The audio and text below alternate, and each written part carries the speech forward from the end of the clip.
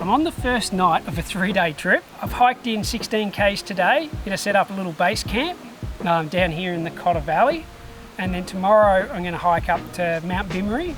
Gonna snowshoe to the top. It looks like it's got 30 centimetres to maybe even 50 centimetres of snow up there. Here's all the gear that I've got in my pack, and I'm gonna give you a little quick run through of what I'm carrying. So I've got a pair of MSR Lightning Ascents, really good snowshoe, relatively lightweight as well. Now, total weight, including the snowshoes, was around about that 15 kilo mark. It was actually a little bit less.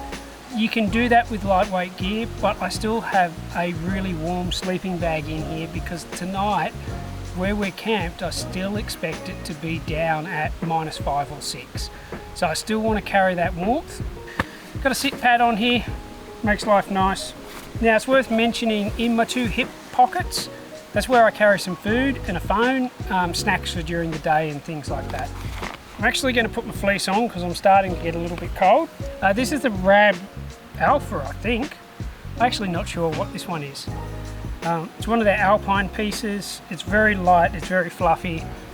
The wind does go straight through it, so it really needs a shell on top. And speaking of my shell, there it is. Patagonia lightweight shell.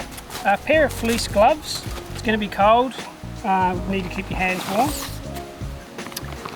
Inside this I've got down jacket, beanie, and actually a second pair of gloves as well, which are more of a soft shell glove, so that when we head a bit higher tomorrow, I'm going to keep the hands nice and warm. This is my first aid. It's got little towel, headlamp, cuts and abrasion stuff. Yeah, pretty simple really. Ablutions, trowel, toilet paper, that sort of stuff. Tent. I've gone lightweight for this trip. So Slinkfin Portal 1 sits at about 1 kilo, nice and light, relatively strong if I pitch it out with the walking poles as well. But I'm not up in the alpine area, so I'm still quite low down here. Again, if I was on the snow and I was fully exposed, I would be considering a full 4-season tent. Food, stove, freeze-dried food, lots of nuts, hot chocolates, porridge. Using one of Hyperlight's pods for this. Simple, it's easy.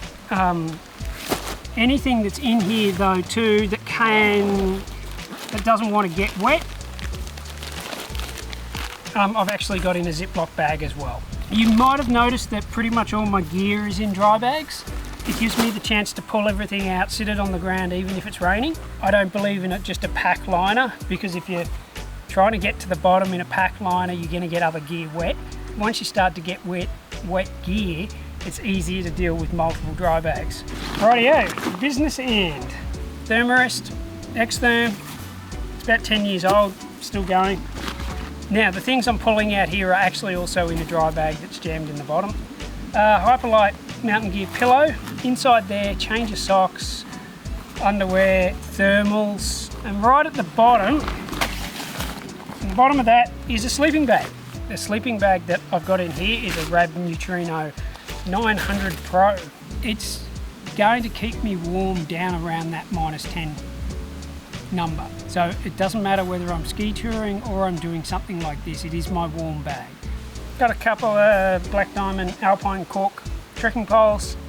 Makes life a little bit easier, crossing streams, walking up steep hills and snowshoeing.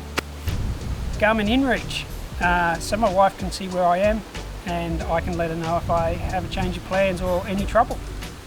That's it. That's all I've got. This is a winter trip, but it's not a snow specific trip. We're only snowshoeing during the day tomorrow. So we'll actually leave some of our gear at camp and head off. All my safety gear I'm going to carry, my down jackets, spare food, emergency bivvy and things like that I'm actually going to carry for the day, and things like the tent and some of the heavier gear I'm going to leave behind.